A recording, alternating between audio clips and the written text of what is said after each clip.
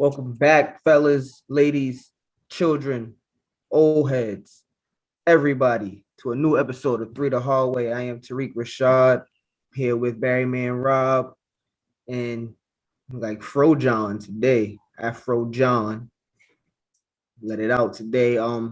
We are here with a new episode, weekly episode of Three the Hallway, coming at you with some football, some basketball topics, some debate, good stuff. Make sure you subscribe to Three the Hallway on YouTube at 3THW Podcast and on Instagram, Twitter, and all other social media platforms at 3THW. Last we were here, we spoke about Team USA, and as John so fittingly has in his background, he has Team USA winning the gold medal. Congratulations to them. We want to discuss this gold medal and the accomplishments of the team as a whole, and also Kevin Durant forging his name in the history books for a very long time as the leading scorer, and he's the leading scorer. And he grabbed another record, I believe. Leading gold medalist. And leading gold medalist, okay, and for America in basketball. So in Olympic basketball, excuse me. So let's get into it, fellas. There was a little animosity before the show, so I'm gonna step back and let this conversation commence. Listen, man. Shout out to Team USA, dog. Y'all did everything that I asked you to do. I had no complaints. Just say, as long as you win, right? That was my whole thought process. We shouldn't be losing to France. We shouldn't be losing to Argentina. We shouldn't be losing to, Nigeria. We should, but, in typical Team USA fashion, we got the redemption W against France in a gold medal game. So I'm happy for Team USA. I have nothing bad to say on this show. I just don't want to see us lose when we have the best players in the world. I'm gonna have to call your bluff. Weren't you the same guy was talking? You was panicking when I told you to pump your brakes, both you and Ty. How is Team USA doing? I don't know how they doing. Why they losing to these teams? This, that. So they say. A lot of people say it, though. I told y'all to pump your brakes and drive slow, homie. You never know, homie. You need to pump your brakes and drive slow. That's what Kevin Durant did on y'all. He drove real slow. Gave dudes 30. There was some questionality about his leadership on this show. That's not even a word! We got to address that. We got to talk about how under-talented this team was in previous teams in Team USA history when you had Hall of Famers on your team. Only Hall of Famer I see on this team, Kevin Durant. Whoa. I know Devin Booker got to be a Hall of Famer in your mind. Right now, at this moment, Devin Booker is not a Hall of Famer. Already the top 5 scorer. He's not a Hall of Famer already. Top 5 scorer. Top 5 scorer. Top 5 talent. Listen. Like I said before, we ain't talking about having Dwayne Wade. We ain't talking about having Carmelo Anthony. We're not talking about having LeBron James. Heck, you're not even talking about having Kobe Bryant. You're not even talking about having Russell Westbrook or Steph Curry or Chris Paul. But they got your boy Davis. They got your boy Davis. Who on this team is a perennial all-star outside of Kevin Durant? Damian Lillard. And Dame Lillard was hurt. Okay, I'll give you that. Dame Lillard was hurt. This team is not the most talented team that's been put together for Team USA. This team is not one of the best teams that has been shown for his country in Team USA. You got to give credit when credit was due. Kevin Durant put this team on his back. The offense ran through him. And if there wasn't a Kevin Durant, we wouldn't be seeing Team USA winning the gold. Point blank, period.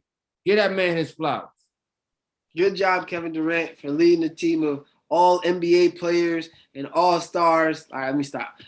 He did what he's supposed to do, John. I don't got nothing bad to say. He won. But we're not going to sit here and act like the B team for us, our bench players aren't better than other team starters. Hey, the B team lost in the FIBA. Did y'all forget about that? The B team that we had lost in FIBA. And it's an embarrassment. It was an embarrassment. embarrassment. We spoke about that on this show a year back. It was I'm saying this is the B team plus Kevin Durant, which makes it an A team. Like I said before, like I said yesterday to you, when we talk about our B team are all NBA talent, leading scorers, best players, going and winning championships. That's who we put on the court. We didn't put no scrubs on the court.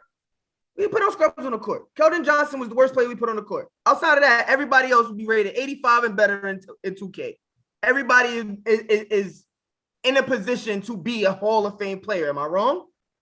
Am I wrong? They're young. I give you that. They're on a path. They're on a path. Everybody on that team is on a Hall of Fame path. Fair enough. Fair enough. On the path. That's my point. D Wade, when they won gold in 2000 and I believe that was eight. He was on the path. He had one. D Wade was a Hall of Famer. Get out of here, Top. Get out of here. Yeah, won 2008. He retired in 2019 already. D Wade won a championship already. Stop it. He won a championship already. Stop it. Kobe Bryant won 3 championships already. What about LeBron? Stop it. Jason Kidd is a Hall of Famer. Stop it, Top. Stop nonsense. Dwight Howard won 3 Defensive Player of the Year's awards. Stop it. Come on, Top. You're shooting yourself in the foot. I'm not shooting myself in the foot. You can't compare this team to the 2008 team. There's no comparison. I'm not comparing them. I'm saying that. Compare them.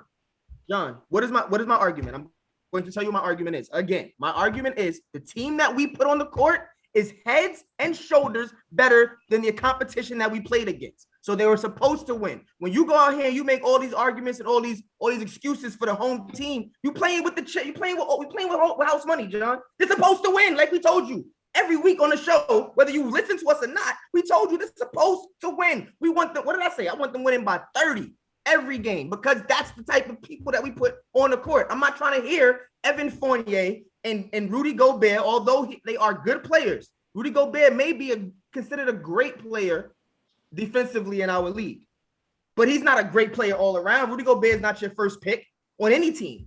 He's not your first pick. You're not building your team around Rudy Gobert. There was 7 guys on that team that are having teams built around them. 7 guys. Are you kidding me? This is not supposed to be competition. So when I go back and I compare them, I'm saying these guys are on track and they were supposed to win the game. So they did what they're supposed to do. I also made an argument to you yesterday, Robert. I want you to chime in on this too. If you take Trae Young and put him on that team and take Kevin Durant off, do they win gold? My expectations don't change. I'll tell you that. But go ahead. I'll let you finish. My expectation for if you switch Kevin Durant with Trae Young, they're still supposed to win. Like I'm gonna be mad when we lose to France, and then when we win gold, I'll be like, good job. It ain't gonna be like any different. If you take LeBron James and switch him with Kevin Durant, I'm still expect us to win. I don't expect us to win by 30, but the expectation is still to win gold. So like, to answer your question, do I think if we switch Trae Young with Kevin Durant, do we still win? Yes, I do think we still win. Granted, I don't think Trae Young would be the 30-point scorer that Kevin Durant is. Absolutely not. Right? Absolutely I not. think that it would be more of a sum of the parts is greater than the whole, because I tend to believe that Trae Young he's not the floor general that we need, but he would have been the best floor general that we had. So it would have made people like Jason Tatum, like your top 5 scorer of all time, Devin Booker. A top 5 talent. Like Bam Adebayo, except for having 8-9 points, they got 12-13. And Tatum was balling throughout the FIBA tournament too. So don't sit here and sit like Kevin Durant didn't have no talent. Don't act like that, John.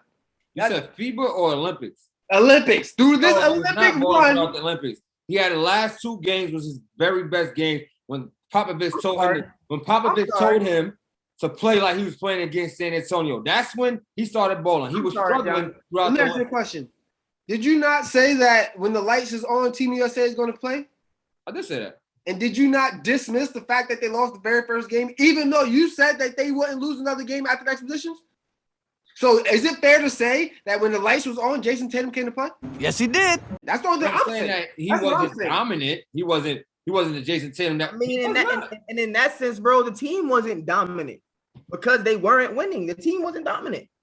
I'm happy that they won. I'm expecting them to win. I'm not trying to take anything away from Kevin Durant. He had to be the leader of that team as the best player on that team, and they won what they were supposed to win. I don't see this as a feat as big as when you say like give Kevin Durant his flowers. He has his flowers, and we go back into this conversation. No, he doesn't have his flowers. He has his flowers. No, we're no, trying because to. the question on Kevin Durant is if he can lead a team. That's the knock on Kevin Durant. That's one of the knock. When you started this show, this is a knock that you put on him when he lost the first 2 games. So John, let me ask you a question. I'm not backing down from that. This is definitely one of the knocks that I have for Kevin Durant. Let me ask you a question. But if you're telling me that your end all be all of leadership is leading a team of a bunch of future possible Hall of Famers and winning 2 other championships with a bunch of Hall of Famers, 2 other gold medals with a bunch of other Hall of Famers, because you, as you so eloquently talked about earlier, that they had a whole bunch of Hall of Famers. Kevin Durant was on those teams too. So those 2 championships he didn't have to lead. So now he led this one against a bunch of role players. I'm expecting him to win. This does not move him anywhere, in my opinion, on that list. We were supposed to win the FIBA championship. We were expected to win, and we did not. So just because you have the most talent doesn't necessarily mean that you are going to be a capable leader to win. So you do have to give him his flowers, like I said. So does this He's an all-time great player. Like nobody's questioning. Does this move him anywhere? Does this gold medal? Yes, this definitely moves him up. It moves him over who? Where does it move him up? Is another notch on his legacy. Over who? Where does it move it up over to? Anybody? Is it significant enough to say that now in my list of top whatever, Kevin Durant has just surpassed this person?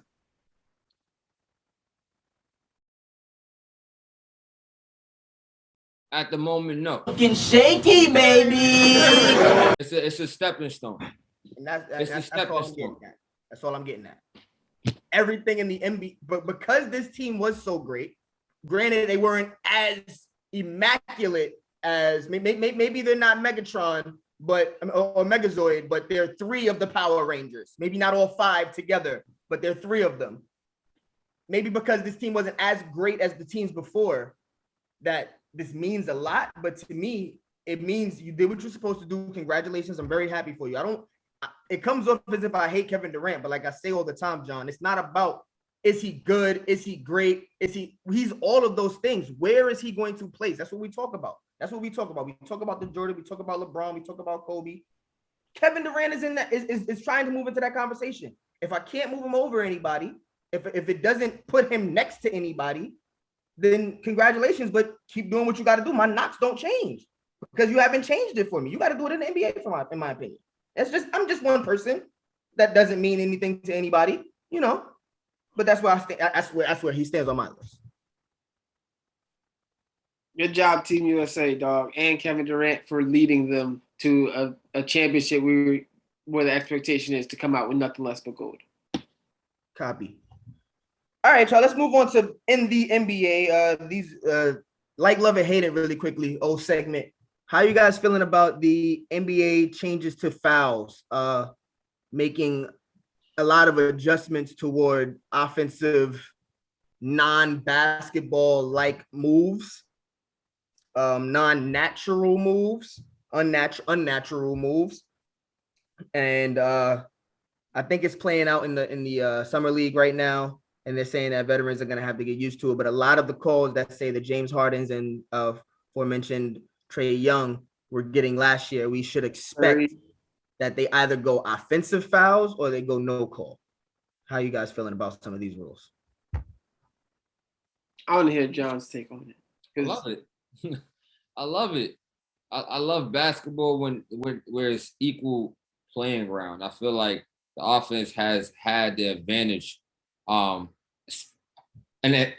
absurd advantage over the last 4 to 5 years, where you can manipulate the rule and gain scoring opportunities off of it, and over abusing it. And I feel like your defensive players begin not to care about defense anymore. You've seen that throughout the regular season. And then when you get to the playoffs, when the rules change, right, you're not getting those calls, right? Then those offensive players don't produce as well as they did in a regular season. I think this bodes well for the game of basketball because now you have more of an equal playing field when it comes to the regular season going into the postseason. And it also makes people want to play defense again. You can get in people's skin. You can close out. You can be a little bit more aggressive and not get caught with the foul call. And on top of that, it's going to really show you who's a scorer, like a legit scorer, and those guys who was really living off the free throw line. And I'm really excited to see what's going to happen next season. Yeah, I would. Go ahead, Rob. Go ahead, Tom. I would piggyback off of that, John, and saying that not just the guys that were living off the free throw line, but the guys that truly can create space.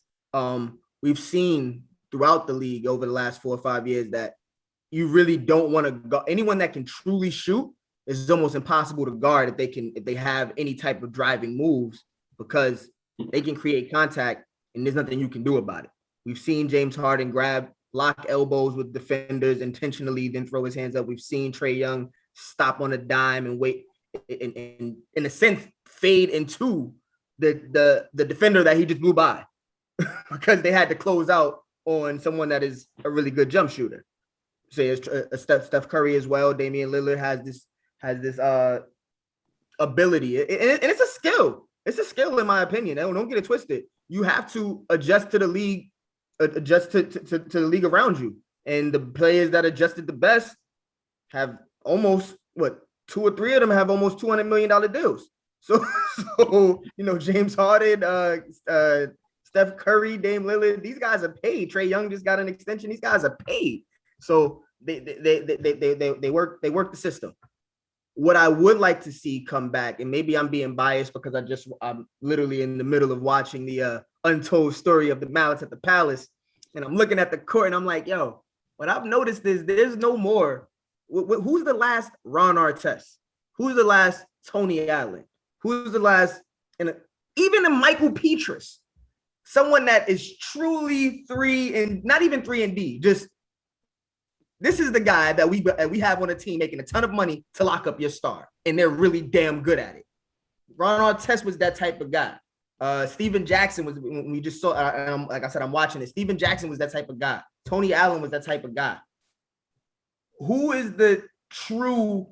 That's the guy we look at for perimeter defense in the league right now. We don't have one because of the rules. We don't have one because no one truly allows you to play defense that way. I mean, Patrick, you have your scrappy guys that are undersized. Kawhi? Does Kawhi guard the best? Does Kawhi guard the best player? No. Yeah, Kawhi guards the best player. Last time I checked, he said, "I'm gonna take Kawhi. I'm gonna take Giannis," and that's how they won the series. Last year, he was guarding Luka. Kawhi take Giannis won a series. You saw Luka? No, I'm talking about Kawhi Leonard guarding Giannis Antetokounmpo in Toronto, and him saying that he's going to guard him, and that was adjustment change. Okay. Recently, Luka was cooking all them. I'll give you Kawhi Leonard even, but he's more for my argument, he's more of the whole package. We've had Michael Jordan, we've had Kobe Bryant who have the whole package. But who's your defender?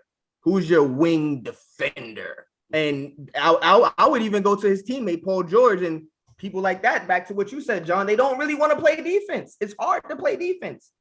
Yeah, they can play defense on the wing guys that are in front of them, but you don't want your Kawhi Leonard or your Paul George, unfortunately, on a Damian Lillard all game because of the craftiness that he has mixed in with the league rules of the past. So I'm hoping that once people are allowed to actually, I mean, there's still no arm barring. There's still no, it's not as, it's still a lot of contact has been removed from the game from the generation that I speak of and the generation before that was even tougher. But I'm expecting to see someone really come into this league now or really emerge in this league as a true perimeter defender. This guy is lockup specialist. Yeah, I think we're all in agreement here when it comes to these new rule changes. I super love it, just because I know for myself personally as a former retired basketball player that like when an offensive player is going, man, you gotta get physical with them. Like you gotta bump them off their spot. You gotta get your hand in their shot pocket. And before, like I know Kobe was the guy that mastered this, but like it would just be a foul if you're a good offensive player. You'll just sweep through and get the regular shot. So, like, I think little stuff like that, especially the jumping back into somebody, like if you're past them, like I think it's going to do nothing but good for the game. and it's going to be a different level of physicality. And that's one of the reasons why I truly love basketball, is because like it's to me, and I know my football fans gonna kill me for this. It's the truest blend of finesse and power mixed in one, and you have to be able to have both to be successful. The most elite of the elite have the ability to be both finesse and have touch and have, you know, a bit of power and physicality to them. So I'm excited to see these rule changes, and I think it's gonna do nothing but good for the game. We're gonna touch back on that, Rob. Producers are saying we gotta move on. But we're gonna build the segment up for that football versus basketball. I like the way you put it. Finesse versus physicality. Finesse and mixed with physicality. And I would beg to differ, but we'll save that for another day. I think we're gonna have to move on to our football topic. So we'll be back. New slide. Check us.